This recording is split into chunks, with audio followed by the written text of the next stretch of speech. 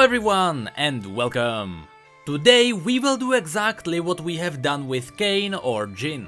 I will not be the one who just announces new teasers. I will be the one who shows you every fact, story and other connections that we know of to the one we now know as Ornn. Couple of days ago, Freljord was updated on the universe page. First of all, let's quickly go through the base lore that was added there. The Freljord is a harsh and unforgiving land. Proud and fiercely independent, its people are born warriors, with strong raiding culture. While there are many individual tribes within Freljord, the battle lines are being drawn in a three-way civil war that will determine the future for them all. One tribe unflinchingly honors the traditions that have ensured its survival. Another follows the dream of a united future as foretold by a young idealist, while the third worships the power of an enigmatic sorceress. This new base story confirmed one thing. Those of you who remember the old Freljordian event when Lysandra was released, the outcome of that civil war was now scrapped from the story, so we now know for sure that no one has won yet. Just for your information, in that event the Avarosan were beaten by Lysandra and the Frostguard by a really small number. But because Lysandra winning means the end of the world, I understand why that part is not canon.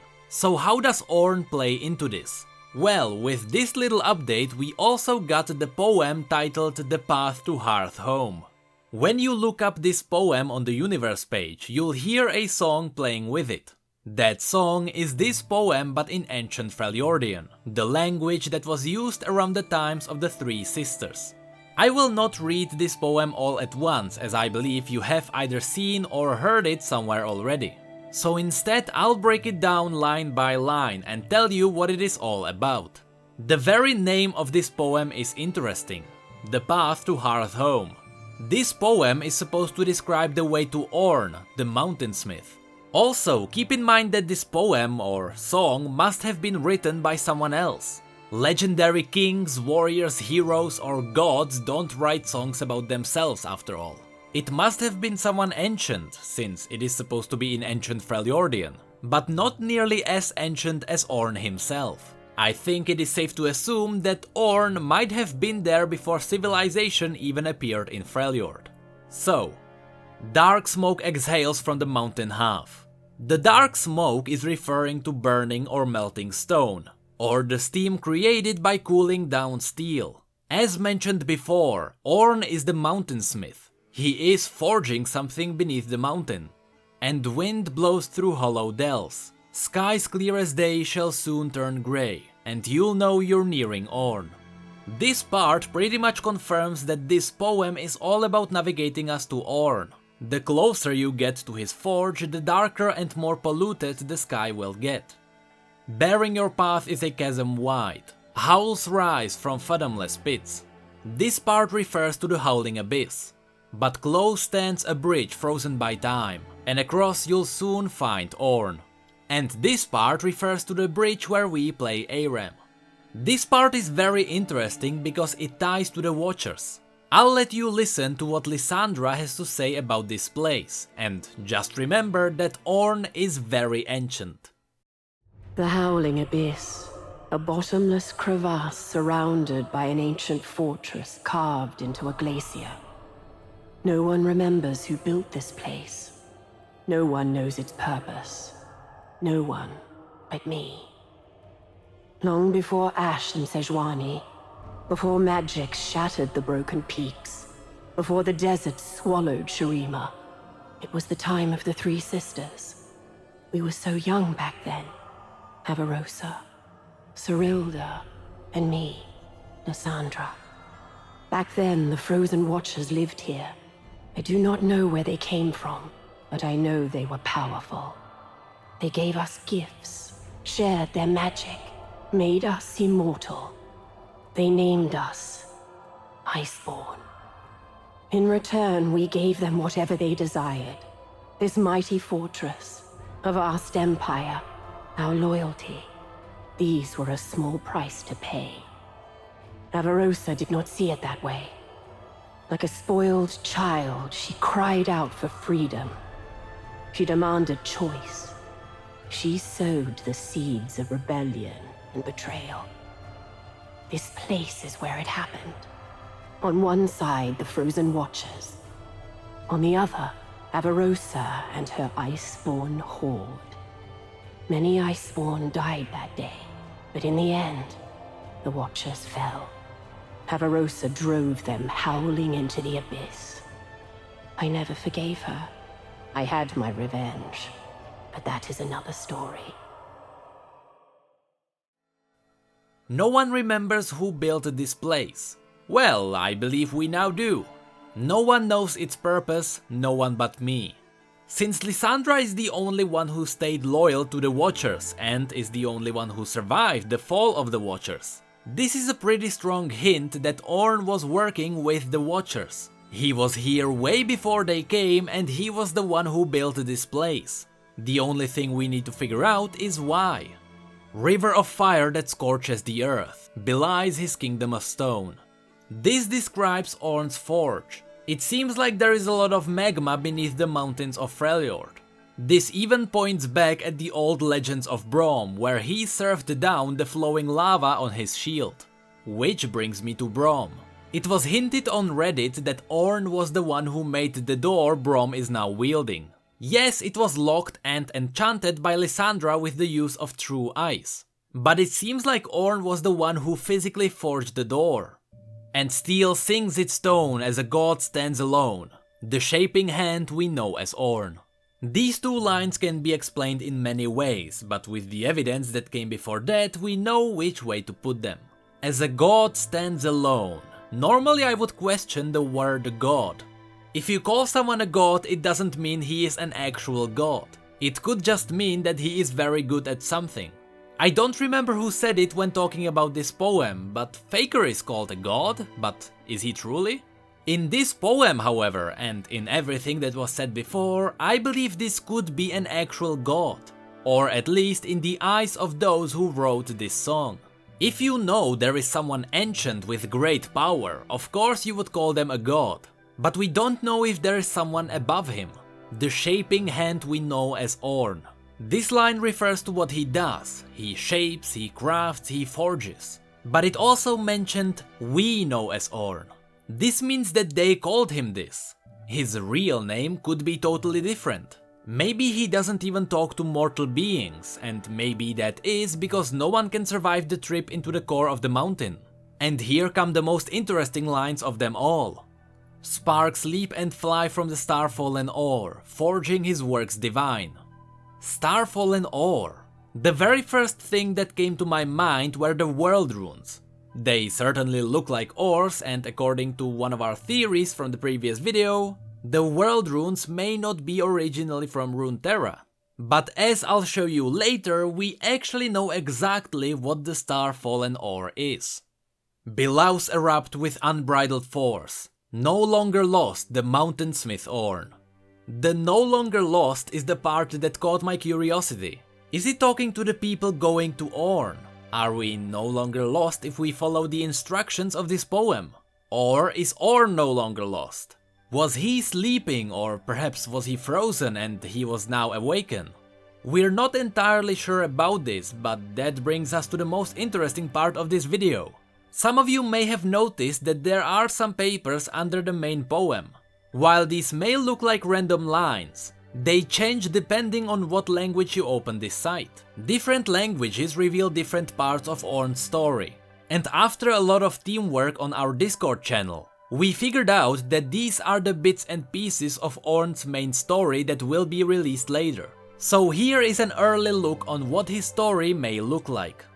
The English version talks about the three sisters, Avarosa, Lysandra and Serilda. So we know that Ornn had an influence on the times when the Watchers were around. It all talks about some creatures, that is most likely referring to the Watchers again. Then we have parts talking about the bridge on the Howling Abyss, and the fact that he agreed to do something. Again, probably working together with the Watchers on something. At the bottom it says, "For he had already said far too much to them." This could refer to the fact that he is ancient and that he might know more about the creation of Freljord. Then there is a part talking about Ornn throwing something into the Great Sea to the east. And that something was taken by whoever lived there and is still used to this day to rule their kingdom. This will make more sense as we go into other languages. Let's start with Romanian, as translated by Filthy Warwick. At the top it says that he never saw someone, we don't know who, and that probably his wife and grandmother never saw him either. Then there is a part talking about his tools. Apparently he is using special heat-resistant tools to mine beneath the mountain. Also there is a part about spiced cherries and how much he likes them. And at the bottom it says that the earth is giving him the power of the primordial flame.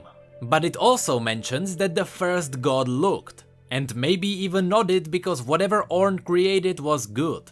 So it seems like there are more than just one god looking over Ornn. So maybe Ornn himself is not a god. Then there is the French version, translated by Lulu, the god empress of 5D. The French version again mentions that he has never seen something. But it also talks about legends mentioning flames, lights, stars and hearts. So we are talking about intergalactic gods again. Then there is a part again mentioning special tools and how something is not flammable. Probably the tools. And again a part mentioning delicious spiced cherries. At the bottom it talks about Ornn watching the landscape and some kind of fight. And after that he dedicated himself to the construction of something. Then there is the Czech version translated by me. Most of the parts here were already mentioned apart from one very interesting line. At the bottom it says that snowflakes began to fall. And there is a line that says, "Did you know that there used to be no snow in Freljord?" This is a big twist because this points at the fact that the star-fallen ore that Ornn is using is the true ice. And the true ice is what turned the region cold. It also mentions that Ornn was looking for a new hearth home where he could craft things. Then we have the Spanish version translated by Camp Psycho. A lot of repeats here too, but the Spanish version reveals that Ornn crafted some form of a shovel and a trident. I believe the shovel could be one of the tools he is using to dig in the mountain, but the trident is what he threw into the sea. Probably the same trident that Fizz is currently holding. This means that Fizz will most likely get a story update. At the bottom it also mentions that Ornn built some form of pillars, probably pointing at building the kingdom of Freljord. It also mentions a horn. This could be the massive horn Gregor is carrying. The German version, translated by Firekeeper, confirms that he made some form of a spade and a fork, the fork being the trident. It seems that he also built things inside 3 volleys, but I'm not sure which ones those would be. Maybe one of them is the Holding Abyss. Then we have the Portuguese version translated by Astico. This version talks about the 3 sisters again and how he traveled somewhere for a long time. Maybe Ornn could be somehow related to them. It also talks about the Watchers, ferocity and how someone wanted to conquer the world. Then at the bottom it says that no one would care about what Ornn has done and that no one would speak about him again. So it seems like he might have been forgotten. The final line says, "Because he had already talked too much with the sisters." This could mean that Ornn was the reason why Avarosa began to rebel in the first place.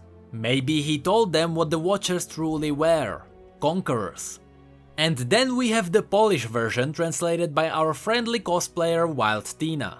The Polish version mostly repeats what we already know, but there is always something extra. For example, it says that there were thousands of them. They had reinforcements made of something, and it mentions the fates of their ancestors. Then there is a part which may be talking about Anivia. Her name is not fully revealed, but it is probable that it mentions her. This would make sense because she is the protector of Freljord. But if there was no snow before the true ice appeared, where did Anivia come from? Did she look over the lands covered with hot lava flowing from the mountains? Perhaps she was a normal phoenix before the true ice transformed her. At the bottom it continues that Ornn was tired and that he gave something of his own to the first gods. Something fiery. The last 2 versions we managed to get are Hungarian and Italian. and I want to thank Mitochondria Fantalord for his help. These just mention that Ornn may be really big and that there was some kind of war, probably just going deeper into the story of the three sisters. And that's where our translations ended. There are still some languages that we are missing, but most of them repeat themselves anyway. I believe that these pieces of story will be revealed later. What happened here is that the translation of Ornn's main story was just copied onto the teaser. And because different languages have different lengths of sentences, it pushed different words to the edges and revealed different parts of the story. The last thing is that it was confirmed on Reddit that Ornn may be somehow related to Gragas, but not in a way we think. So maybe Ornn is the reason why Freljordians look the way they look. Maybe he's the one who created humanity there. After all, he is the one who was there before anyone else. But that's all I can add to that. It seems like we are getting another godly character with Nordic theme, which is exactly what I love. Knowing that he is a blacksmith from the core of a mountain, we can expect some heavy Runeterran creation lore. I really want to thank my Discord channel for this work. I love it when Riot gives us an opportunity to get together and make up some theories. You guys are the reason I am having so much fun with exploring the unknown. But that's it for this video. If you enjoyed it, feel free to rate this video and subscribe for more lore. You can also follow us on Twitter, Facebook and Discord if you'd like to chat. Special thanks to our Patreons for going the extra mile. Your help makes a huge difference. And to the rest of you, thank you so much for being here and for your support. You know I really appreciate it. And as always, thank you come again.